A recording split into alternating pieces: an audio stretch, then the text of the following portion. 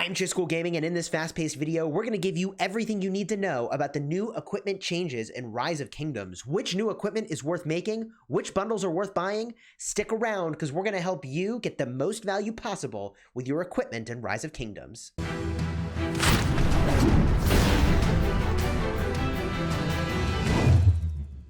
Hello, my friends, and welcome back. Today is so insanely exciting. The new equipment update is 10 out of 10, crazy awesome. I love going through and making new stuff, and you will too with this guidance. If you like Rise of Kingdoms guides that help you get value and smash your enemies, consider smashing that subscribe button for daily Rise of Kingdoms videos. We're a sponsored content creator, and today we've got a lot to talk about. Timestamps will be in the description, but the order of operations is going to first be the new bundles, the new keys, the new VIP, and then last but not least, the patterns that you should consider crafting or, quite frankly, avoiding. Let's start with the new bundles. We've gone in and purchased pretty much every single one of them. There are bundles that show up based on your doing certain activities related to crafting. There's also a brand new geared up bundle. That bundle contains materials as well as new equipment chest keys. Those keys I find kind of lackluster, but we're going to talk about that in just a moment. Here is the $10 bundle. Previously, I showed the $5 bundle, the $20 bundle, the $50 bundle, and the $100 bundle, which can only be purchased once. I'll flash up onto the screen above my head a little bit of speed up math. The short version of the story is that the new bundle has slightly less speed ups than you were getting in the previous version of the bundle, but you're getting far more materials. Also, the equipment chest key is very, very solid for getting more patterns and materials. All in all, if you were buying the materials bundle previously, then this new bundle is a better version. I'll say that most people, however, shouldn't be buying this, even if you're a low spender. No, the low spenders should be looking at some different things. Those different bundles we can show you here. We picked up these different bundles, armored for the front, as well as geared for attack, the Fate's Protection, the Unstoppable Warpath, and Indomitable Contender. Let me get the prices on those for you so you can see that as well. Okay, here are the screenshots of those same bundles we were just talking about. These are far above average for value, and if you do buy on limited time offers in Rise of Kingdoms, this is, in my opinion, one of the better one for the amount of money you're spending. You can compare to the bundles we were just showing. The amount of materials you're getting are really quite remarkable for this amount of money. You're also getting gems, a small amount of resources, and VIP. I also want to call attention that this bundle, Fate's Protection, gives you a full pattern. That's right, a full pattern of an accessory, which can include a silent trial, and I would highly recommend that everybody pick up, because silent trial seems to be out of control good. In addition, here's Unstoppable Warpath. Last but not least, Indomitable Contender gives you a full weapon pattern for one of the epic weapons. We'll be showing those later on, but I found this to be extremely high value as well, and for me was a snap pickup. If you do occasionally spend in the game, this is a pretty solid grab. The only downside to all these bundles is that there's no recharge event happening right now. Now, this bundle is so good that it wouldn't even count toward a recharge event, but let's get back on point here. If you are a spender, all of this stuff is worth buying. If you were buying the material bundles in the past, the new version of the material bundles is better, in part because you're getting the new keys. But let's talk about those new keys and show you what they have and how much you should expect to spend to get anything good. P.S. There is one other bundle I should mention, the Pioneer of History. You might need to get this before some of the other bundles pop up. I can't confirm that though. Let me know down below in the comments if that is or isn't true. This is a gathering set, although it says 6,000% value. Where do I think this set is good? If you are playing Ark of Osiris and want to be one of the folks that's gathering from caravans, the gathering speed could be pretty solid, I suspect. And you do get a lot more gathering speed and also resources upon completion of gathering, which seems pretty good overall if I'm understanding this set correctly.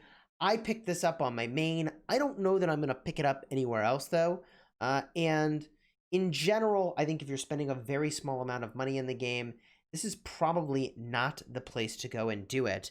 Something that is probably going to be more compelling if you're a bigger spender is for $5, you can get the 7-day material supply. Also, a pretty solid pickup. I'm going to be running this material supply pretty much on an ongoing basis on my main. I haven't done an evaluation of whether or not this is exactly worth it, but intuitively, the amount of materials that I'm getting here seems like it's probably worth the $5 to me, just like how the 30-day gem supply is a pretty solid value. Although in my live stream I mentioned that you could just dismantle all these pieces if you wanted to make something else with the material that's used for the gathering set is bone, basically exclusively, and that's not really used for anything else that you would be excited to go and craft. So this isn't really worth going in and purchasing just to get the materials. I think maybe at some point in the future they'll release other stuff, and maybe someone's gone through and gotten a closer look than I have. If so, again, let us know down in the comments. The new equipment chests in Rise of Kingdoms are sort of exciting to have something added into the game that gives you incremental value. What you can get from that, you can see by tapping the info button. There are full blue and green patterns that are available. Also gray patterns, which most people won't need unless you're in the early game. There are legendary pattern pieces, individual blueprint pieces. You will need 30 of those to get a completed pattern. Also individual epic patterns as well. Again, you're going to need 30 of those to complete a pattern, and there are a lot of them here. Of course, we've got blue, green, gray blueprints as well, and also materials that you can get. The thing that I want to call your attention to, if you had this idea that maybe you're going to go in and get a lot of these legendary patterns, it takes an astonishing amount of keys to get any legendaries at all. The probability for a legendary fragment dropping, that's right, one blueprint fragment, is 0.7%. Now, if I'm not mistaken, you have 4 opportunities in every key for that 0.7%, which means 2.8% on any one key. That means it's about 330 keys to get enough legendary blueprint fragments to make one item. There's just one problem, which is that you don't get to pick which of those rewards you actually get at the legendary tier. It's random which pattern you're getting. There are 12 different patterns here. If you see where I'm going with this, that means you need to open about 4,000 keys in order to get every pattern completed, and that assumes you get an even distribution of every one of these. We know that it's not how it's going to work. It's going to be random. You get more of some and less of another. It could take much more than 4,000 keys to get some of these patterns completed. Now, if you wanted to gem your way to completing this, you can go and buy the equipment chest keys for 1,000 gems a pop from the shop. You can see that right over here. I would not recommend that you do this. We're talking about almost 4 million gems if you wanted to get all the legendary patterns and a bunch of epic and blue and other patterns too. But what I'm trying to drive at here is that most people should not have their hearts set on getting patterns from these chests anything higher anyways than the blue or maybe the epic tier. Even the epic tier will be a long time to grind out, as you've got a 6.3% chance, so about a 1 in 4 chance on any one chest that you get a tiny amount of epic blueprint fragments, and those fragments will be distributed across all of these different types of patterns, some of which you're going to care about and some of which you won't. So over time, I think that these keys are nice incremental value that will slightly speed you toward the completion of any of the patterns that you see here. However, at the blue and green tiers, I do think you can very rapidly obtain a lot of patterns that are, quite frankly, pretty exciting to craft, and we are going to talk about some of those. Next up on our list is VIP, and oh baby, are there some great changes here. First and foremost, there's new things to buy, including level 1 material choice chests that you can get for resources, which is kind of awesome. We see now that there are random equipment chests. There is a cavalry chest with 5 different cavalry items in it. There is an infantry chest. There also are some blue material chests to obtain, epic material chests to obtain, and noteworthy that now the epic pick 1 chests are half the price that they used to be. What the heck? That's crazy. That's crazy. Did Lilith give me double the epics when they did that whole update and you got a whole bunch of pick 1s? I don't know, but I just spent literally 2,400 gems before reset for 2, and now I would get 4, but whatever. Going further here, we see there is also an epic chest here that's got 7 different items in it, which is kind of nuts. And you can buy 24 of those in any given week, and they cost 240 gems a pop. Now, let's talk about what you should and shouldn't be gemming here at the epic tier, and there is more stuff at the legendary tier we're going to talk about as we scroll down here. But I first want to talk about these epics. If you wanted to complete some of these patterns more rapidly, you could gem your way toward that, and I think that's a reasonable choice. We'll talk about why that's a reasonable choice later on. Most players shouldn't do this, but if you were a bigger spender, I don't think it's unreasonable. What I think is unreasonable is trying to gem this chest, not just to unlock something, but to go and craft it as much as you need to get the special talent. That would be a little bit over the top. If you wanted to be gemming this, and let's say you're gemming this one where there's 6 different things that you could be getting. Each of these items is 30 different blueprint fragments, which meant in a perfect world, if all you got was the one item you wanted, it would be 7,200 gems per item in here. So since you know that this is a random chest, we're really talking about 43,000 gems in order to get one of each of these patterns. And again, the distribution is random. So some of these you're going to get like 1.5 patterns of, and another one you get only half a pattern of for all of those gems over multiple weeks. All in all, I think that this is a decent way to accelerate your way toward completion. Or if you're a mega crazy spender, feel free to go ham, but most people shouldn't be gemming here.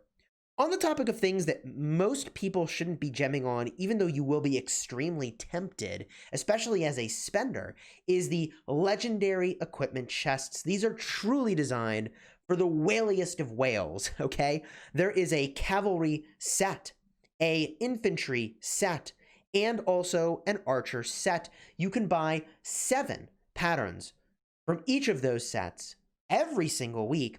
And again, the distribution of these is random. You don't get to pick where those patterns are going. What does that mean?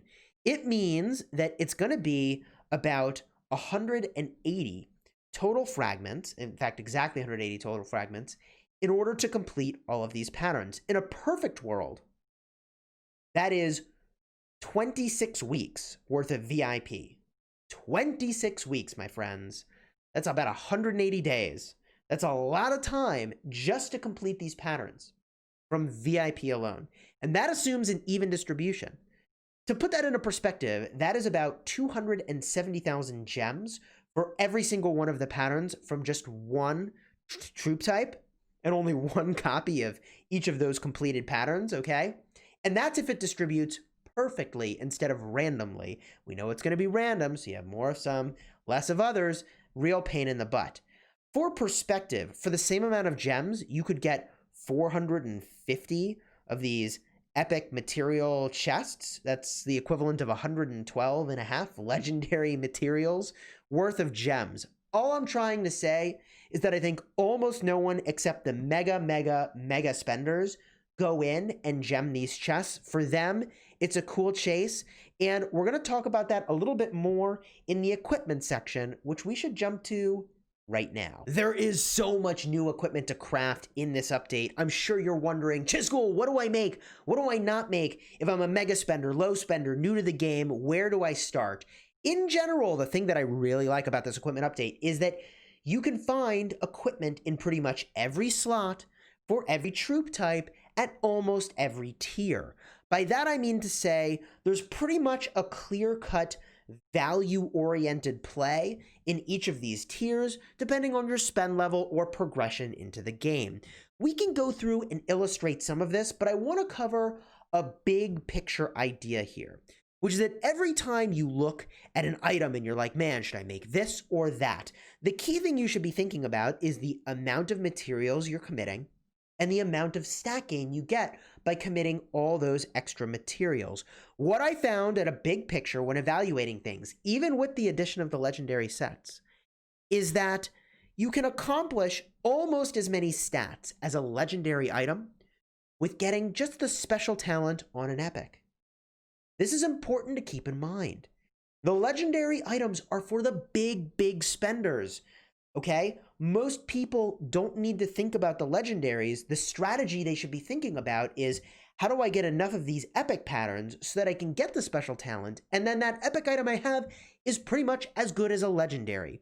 We'll illustrate a little bit of that as we go here, but this is an important call out that I want you to keep in mind.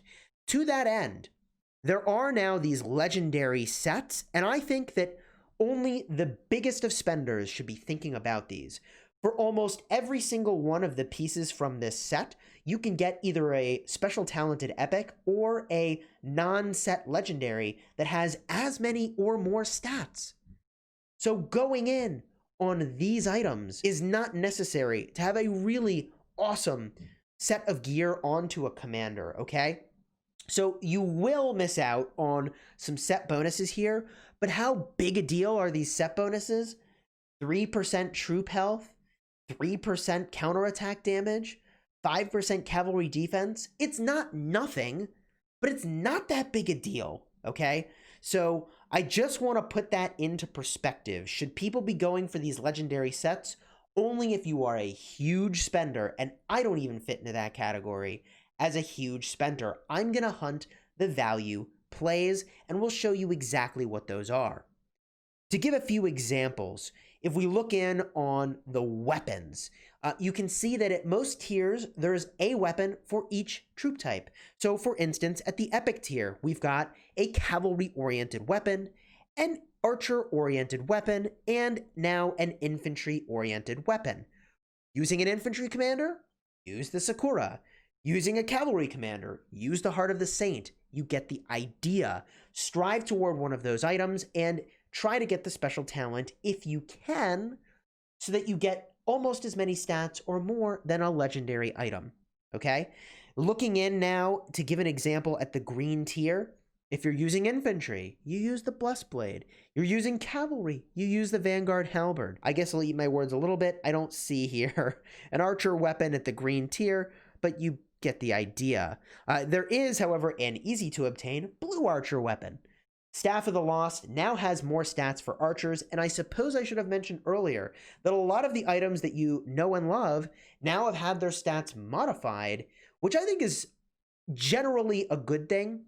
In some cases, you might now have a special talent where you wished you had a different one, but not a lot to do about that at this point except roll forward. The big picture mantra that I'm going to give you as you're figuring out like which things are better or not is very simply find more stats. More stats, it's generally better. Yeah, when they're even, I'd prefer health. And if you didn't have health, I'd prefer defense. And the last stat I'd prefer is attack. But honestly, don't overthink it. More stats is where you want to be. Now, I mentioned that, like, look, you can have epics that are as good or better than legendaries. Let me just give you a couple examples of that, like super real world, very practical examples. Let's go to the gloves for a second, okay? There is a pattern here for archers. You could go and you could spend and you could make your way to this set. And like, yeah, set bonuses are good. They're real. These are real bonuses. But it's got 7.5% archer attack over here, okay? 7.5% archer attack. Well, gosh, if I wanted some archer attack, I've got 8% over here. This is more attack for archers. Straight up, okay? It's not a part of the set, but it's easier to obtain. Many of us have already been working on it. 8% of attack straight away.